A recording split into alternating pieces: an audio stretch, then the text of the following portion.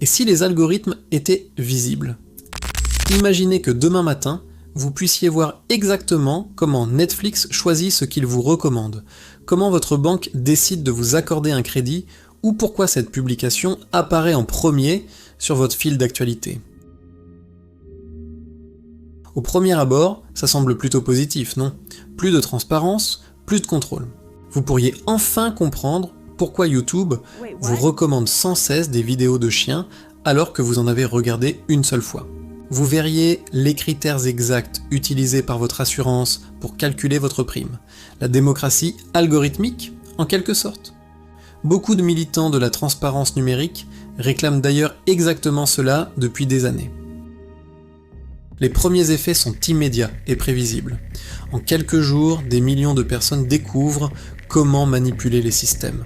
Vous voyez que l'algorithme de recommandation d'emploi favorise certains mots-clés. Vous saturez votre CV avec ces termes. Vous comprenez que votre assurance santé augmente vos tarifs si vous commandez des pizzas tard le soir? Vous changez vos habitudes, en apparence. Les plateformes de réseaux sociaux deviennent des jeux vidéo dont tout le monde connaît les codes de triche. Les créateurs de contenu optimisent chaque seconde de leurs vidéos selon la formule visible de l'algorithme. Les publications deviennent des puzzles mathématiques parfaitement calibrés. En quelques semaines, Instagram ressemble à un catalogue de poses identiques, de filtres similaires, de textes formatés exactement de la même manière.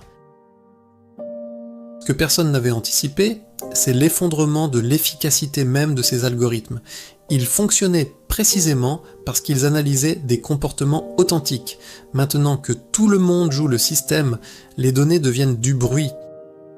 L'algorithme de détection de fraude bancaire. Inutilisable car les fraudeurs savent exactement quel seuil éviter. Les systèmes de modération automatique, contournés en quelques heures par ceux qui connaissent les règles exactes. Les entreprises tentent de modifier leurs algorithmes, mais chaque modification est instantanément visible et immédiatement exploitée. C'est une course sans fin. Google modifie son algorithme de recherche 3 fois par jour. Les résultats deviennent chaotiques. Chercher meilleur restaurant Paris vous donne des sites qui changent de contenu en temps réel pour correspondre à la dernière version de l'algorithme, il y a 30 minutes. Puis arrive le problème que personne n'avait vu venir, les systèmes critiques. Les algorithmes de distribution d'électricité optimisent en permanence le réseau selon des millions de paramètres.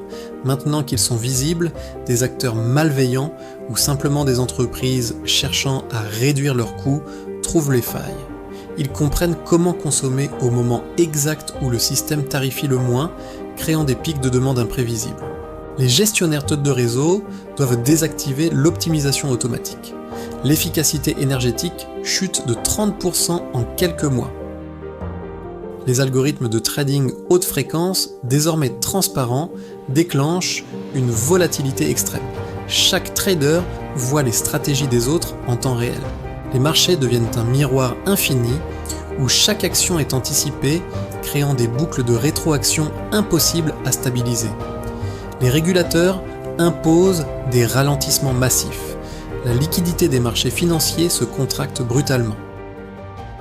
6 mois après la transparence totale, les systèmes de santé sont en crise. Les algorithmes de triage aux urgences, visibles, sont contestés en permanence. Les patients arrivent avec des symptômes calibrés pour être priorisés. Les médecins perdent des heures à justifier chaque décision face à des familles qui ont lu le code source.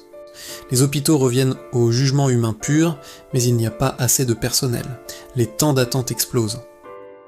Les algorithmes de notation de crédit, totalement transparents, révèlent des biais que tout le monde soupçonnait, mais ne pouvait prouver. Les procès se multiplient. Les banques suspendent leurs systèmes automatisés. L'accès au crédit ralentit de 80%. Les petites entreprises ne peuvent plus emprunter rapidement. L'économie se grippe. Et puis il y a les conséquences les plus étranges. Les algorithmes de recommandation, désormais prévisibles, créent une culture monolithique.